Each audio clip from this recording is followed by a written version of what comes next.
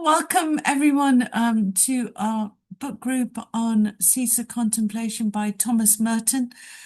Each week I've been I've been taking a theme because it seems to me the best way of doing it. And so this week the theme is on the mystery of Christ. Now, I have to say when I put this up um, ages ago, and I divide up all the chapters. It can be I just put it all up, and I don't really know what's going to happen, but then it actually remarkably sometimes works itself out. And this evening is one of those where I put down the mystery of Christ, and actually that's probably the theme that it's best for us to dwell on, the mystery of Christ. I would say that this is probably one of the most, when Merton is talking about Christ, this is probably one of the most eloquent and the most beautiful, and also surprisingly the most mystical I found of his writing. And he does write very eloquently throughout, but I really found this very stirring in what he was saying, and really helped me to think. The chapters were actually quite small. There wasn't much to read at all, but they really did make me think very much about the person of Christ. So let's this evening have a little bit of a contemplation about that. And for once, I don't have to put the lights on. It's all fresh sunlight. The beautiful summer evenings of England are shining through, which is rather lovely. So the person of Christ in Thomas Merton's Seeds of Contemplation. Center, I think we have to say that, like faith, like the true self and the false self, this is one of the central themes of Merton's book. It stands at the center of his contemplative vision, the person of Christ. Although the Seeds of Contemplation, it's not a systematic work of Christology. We're not going to get a whole stream of what he thinks about Christ. Instead, it's more of a mystical, a narrative, a devotional text where Christ permeates the pages as the revelation of God, the model of the authentic human, the person who is their true self, I suppose. The source of interior transformation and the means by which poor souls like you and me were caught up in the false world actually are able to enter into communion with God and have revealed to us our true selves. So for Merton, contemplation is not an abstract mystical experience that's kind of detached from faith. It's about a living encounter with God through the person of Jesus Christ. I think what's really good about this is that some writers have criticized, one of the biggest ones, I guess, is Luther, have really criticized the sort of mystical spirituality, mystical theology, and saying, it's got nothing to do with Christ, and it's all airy-fairy. But I think what Merton does is he really draws out how important Christ actually is within the mystical tradition. And I think he does us a favor, particularly for those of us who know the mystical tradition, because that's what we've been reading over the past 2 years. But he draws out for us very nicely how central the figure of Jesus Christ is for us. He's he's the door, he's the gateway. He's the one through whom we see the divinity of God. It's not separated at all. It's through Christ, and both his humanity and his divinity, that revelation of who God is. So I'm just going to look at a few themes here, a few areas, but one of them is the centrality of Christ as the revelation of God. As I say, it's a fundamental theme that Christ reveals the mystery of God. So Merton, like any good kind of mystical spiritual writer, will always emphasize that God transcends our human understanding, our reasoning, all our mechanisms of thought, all the bits and pieces that we surround ourselves with to try and know God. In the end, they all need to be left aside. Human language, human concepts, all of it is absolutely incapable of fully grasping the reality, the divine reality. Except God has chosen, God has taken the initiative, God has reached out to us so that we are able to know him through the person of Jesus Christ. So for Merton, Christ isn't just a messenger who speaks about God. He is actually God's self-communication to humanity. So through the incarnation, the invisible, ineffable, unknowable God becomes visible and knowable so much that we can have a personal and intimate relationship. So Christ allows human beings to encounter that divine mystery in a very personal and a very relational way. So the contemplative life therefore begins not about speculation about who God might be, that whole question of is there a God and who is God, but it begins with that loving encounter with Jesus Christ. So what's important is that he rejects then any tendency to try and reduce Christianity to a kind of set of doctrines or moral principles. Why their doctrines are important, they kind of act as a sort of scaffolding for us, and also, sort of ways in which we can relate and understand to each other. The Christian faith is fundamentally centered on a living person, a person who transcends all doctrines and means of us pinning him down into moral principles. So Christ is the way through which God has become accessible to humanity. As I say, God's initiative.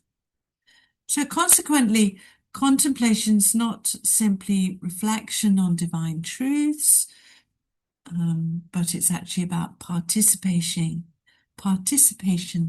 in a living relationship with Jesus Christ. So this understanding reflects the deeply biblical conviction that, as I quote, he who has seen me, who has seen the Father. And of course, that comes from John.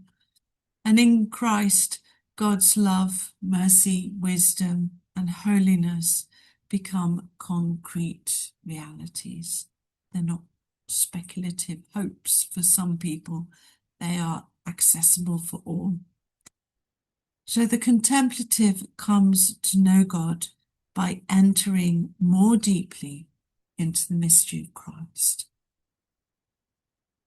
So one of the key things that's important about the figure of Christ is that it's through then our relationship with Christ, this self-revelation of God to us, that we begin to discover our true selves. Now, the last few weeks, last last time we talked about faith, and before that we talked about the true self, and before that we talked about the false self. So we have a bit of an idea of what Merton means by this. So for him, the way to understand your true self, it's not something you can kind of make up, or suddenly one day like, oh, I know who I am. It's something that's gifted to us as we are awakened to know ourselves fully through our relationship with Christ. Now, just to give you a little reminder, of course, the false self is all about that identity that we have that's constructed through our ego, through our pride, through social approval, through ambition, through selfish desires, all the pressures on us. It's that kind of fragmented and superficial self that seeks security in possessions, in achievements, in reputation, in all those things. But as we sadly know, this is based on illusion, and it's not what can bring us to happiness or true peace.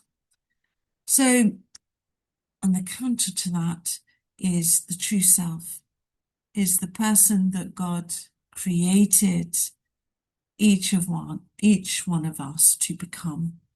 It exists in relationship with God and reflects within us the divine image which is placed in every human being. Yet the true self is often something that is hidden. It's hidden beneath layers of fear and pride, and as I always mention, Julian, have to mention her here. So she sees it as a fallen servant who's just caked in mud, covered over, can't see who he is, can't see himself in relation to the God who loves him.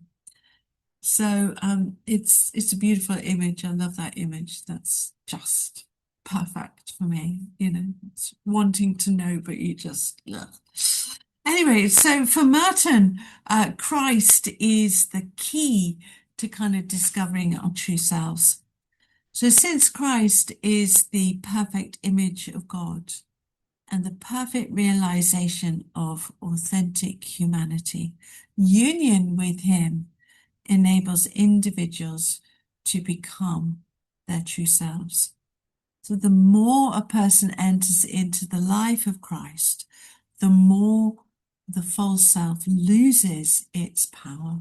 So we begin to see that who we are is not dictated actually by what we own, our ambition or our achievements or who we know, or what our failings are or what our good things are. None of that is actually, none of that is really reflecting of who we really are. How liberating that is.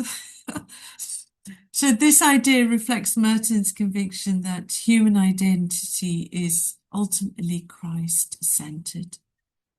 Human beings do not discover themselves through their self-assertion, like, I am, but actually through self-surrender. So Merton, once again, is deeply, deeply countercultural. Be your real self and all this kind of I want to be alone and all that kind of stuff. All these sort of things that we're encouraged to do to find who we are, to assert who we are. Merton once again is reminding us that's not really who you are. That's what people are telling you how you should be. So by losing oneself in Christ, one begins to find one's deepest identity. Contemplation is therefore about waking up, a spiritual awakening, which gradually reveals who we really are before God. And it's not just something that we can do very briefly, it's something that happens again, again, and again. There's a constant calling by God. by Christ to know ourselves in him. So it can often and invariably will take a whole lifetime. The good news is that Christ, as well as being the sort of, ultimate identity, reveals our identity, is also the means of this transformation. So we understand that Christ is actually the source of this transformation, this welcoming. So the contemplative life is not something that human beings can achieve, as I say, through their own efforts. So if you sit in prayer long enough, if you go to the cathedral long enough, then suddenly one day, kapam, it's not about our efforts, but rather it's the work of divine grace operating within our souls. So all those offices and all those, reading and prayers is all about a spiritual reorientation of our lives, an opening up and a self-surrender, a laying down of ourselves and learning about ourselves through the life of Christ. Merton consistently warns against spiritual pride. And if you remember, he had some very harsh words to say at the beginning of his Seeds of Contemplation for those of us who are priests and have to do all the priestly stuff, particularly in very grand cathedrals, where it's very easy to get a kind of spiritual pride. Oh, look at me. I've got red piping, and he really constantly burst that bubble. And frankly, it's a bubble I need bursting every single day. So I'm always grateful for anyone who can just remind me and trip me up. And he recognizes that people can often approach prayer as though it was a sort of spiritual accomplishment. So that they want to have extraordinary experiences or spiritual achievements, and that can become sources of self-satisfaction. And I think that's one of the dangers of the mystical path, is that invariably we can describe it or explain it or define it as experiential. And I know there are people who have visions, but that's not the goal of the mystical or contemplative way. And I think it's really good that all our spiritual writers, they remind us of that. So the contemplative task is not to control the kind of process where we're in control, but to cooperate with it through humility, faith, and openness. And this transformation involves a kind of gradual death of the false self and the emergence of a life that is rooted in Christ. So the believer becomes increasingly conformed to Christ's character and values. Love will replace selfishness, humility overcomes pride, trust conquers fear. The entire person is reshaped by divine grace. I think one of the things that is really helpful when we begin to realize these things, because sometimes we can feel we're not in control. We have these kind of things that bubble up and immediately, we come in and then we go, oh, I wish I hadn't said that, or oh, I shouldn't really have thought of that. I think one of the things that prayer and silence and humility can kind of train us for is to have that millisecond of space to then choose how we react. And I think that's one of the sort of things that we can gradually develop within ourselves. And I think there are ways which help us to do that, have that millisecond of choice and go, no, I won't rubbish my colleague. I will build them up. And constantly choosing that kind of the way of Christ, I think, is another way in which we can respond to the transformation that is going on within us, so that we're not always reactive, but that we can, I suppose, be mindful and aware.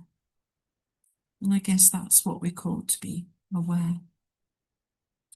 So for Merton, contemplation is therefore not an escape from life, but a profound process of conversion and becoming aware, as I've just said, of that conversion.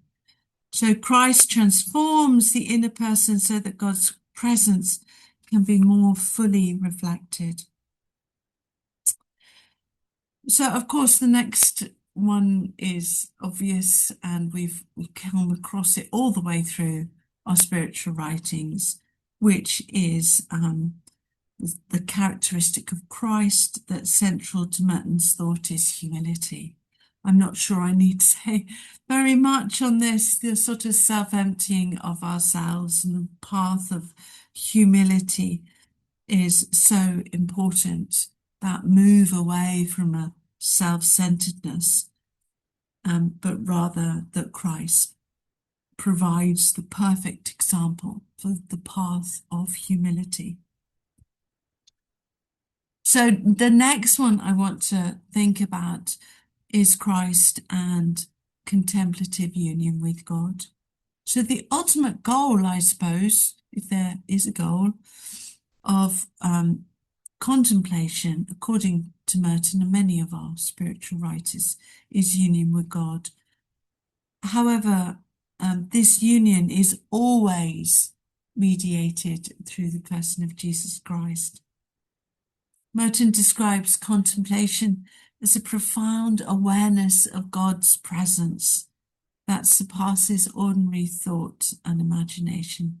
It's not merely intellectual knowledge about God, but it's about experiential participation in divine life. But such participation, it's only possible because Christ shares his relationship with his Father through those who belong to him. So this union doesn't erase human individuality at all. Merton remains faithful to the Christian tradition that distinguishes the creator from the creature. Yet through grace, human beings are invited into real communion with God. Christ serves them as both the mediator and the content of the communion. The contemplative doesn't seek mystical experience for their own sake, but it's instead the goal is loving union with Christ and through him with the Father. So every aspect of contemplation is therefore centered on Christ. Christ is the path, Christ is the guide, and Christ is the destination. Merton's understanding also reflects the broader Christian mystical tradition, which views union with God as participation in the life of Christ. So the contemplative becomes increasingly aware that Christ lives within the soul and draws it into deeper intimacy with God. And of course, that's very much what we saw with Teresa of Avila and the interior castle. And then finally, the other aspect I just wanted to touch on was Christ and the universal presence of God. So it's really interesting that Merton, like again, many spiritual writers, um, he focuses on the portrayal of Christ and the recognition of Christ present throughout creation. And I think this is where his later, involvement with Eastern religions really begins to have its formation. While he's firmly rooted in Christian doctrine, Merton emphasizes that Christ's redemptive presence extends beyond just what he sees as the narrow religious boundaries. The contemplative learns to perceive the traces of God everywhere. And I mean, Merton obviously was of his time, but I think a lot of the thought about the climate crisis and eco-theology have also really helped us understand about that within the whole of creation, Christ is revealed. Well, of course, it doesn't mean that Christ is identical with creation, but rather that creation bears witness to him. It's that beautiful poem, Manly Hopkins, isn't it? The world is charged with the grandeur of God. It's that idea. So as individuals become more deeply united with Christ, they begin to see the world differently. So other people, no longer competitors or strangers, but they're people loved by God.